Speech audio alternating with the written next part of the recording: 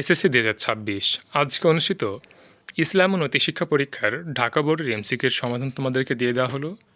তোমরা এখান থেকে তোমাদের উত্তরগুলো মিলিয়ে নাও। এখানে শতভাগ সঠিক উত্তর দেওয়া হয়েছে, কাজে তোমরা নির্দ্বিধায় উত্তরগুলো মিলিয়ে নিতে পারো। দেখো, ১ নং প্রশ্নে শরীয়তের বিষয়বস্তুকে প্রধানত কয়টি ভাগে ভাগ করা হয়েছে? ৩টি। ইমাম শাফেঈ রহমতুল্লাহ আলাইয়ের মতে মানুষ কেন ইমাম আবু হানিফা রহমতুল্লাহ আলাইয়ের প্রতি মুখাপেক্ষী? ফিকহ শাস্ত্রে অবদানের জন্য। রাসূল সাল্লাল্লাহু আলাইহি সাল্লাম কেন মক্কা অভিমুখে অভিযান পরিচালনা করেন? কুরাইশরা হুদায়বিয়ার সন্ধি ভঙ্গ করায়।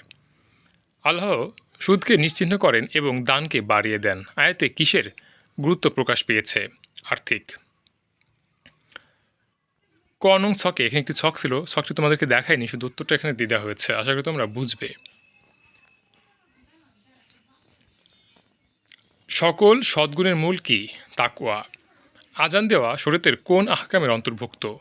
ফরজে কিফায়া। আল্লামা ওয়াকি রহমতুল্লাহের মতে ছাত্রের একমাত্র বৈশিষ্ট্য কোনটি?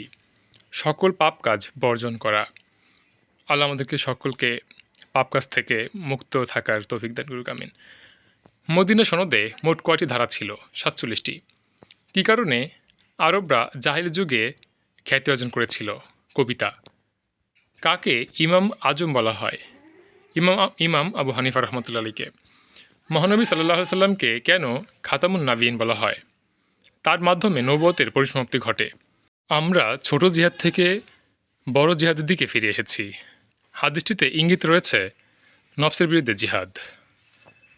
আরাফ ফজরের সুন্নতের প্রতি যেমন যত্নবান, তেমনি আসরের সুন্নতের প্রতিও যত্নবান। আরাফ পালন করছে ১, ২, ৩ অর্থাৎ সব কয়টি? দেশপ্রেমের সর্বোৎকৃষ্ট দৃষ্টান্ত হল দেশের জন্য জীবন দেওয়া। মুসলমানরা যা ভালো মনে করে তা আল্লাহর নিকটও ভালো।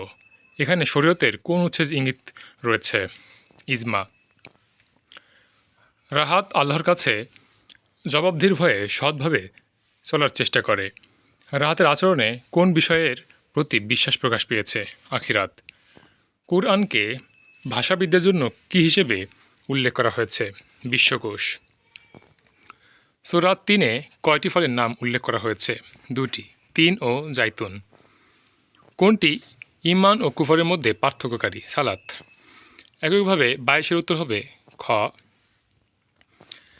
২৩-এর উত্তর হচ্ছে ক। লা ইলাহা ইল্লাল্লাহ দ্বারা কিসের ঘোষণা দেওয়া হয়েছে? তাওহীদের। সাফওয়ান প্রতি বছর একটি ইবাদত পালন করার মাধ্যমে ক্ষুধা জ্বালা বুঝতে পারে। সাফওয়ান কোন ইবাদতটি পালন করে? সাওম। একইভাবে ২৬-এর উত্তর হচ্ছে সব কয়টি। এবং ২৭-এর জন্য একটি ছক দেওয়া ছিল, ছকটা আমি এখানে উল্লেখ করিনি, কিন্তু উত্তরটি দেওয়া হয়েছে। ২৮-এর ক্ষেত্রে একই। এবং ২৯, শিরক কিসের বিপরীত? তাওহীদের। ৩০, কারা জাহান্নামের সর্বনিম্ন স্তরে থাকবে?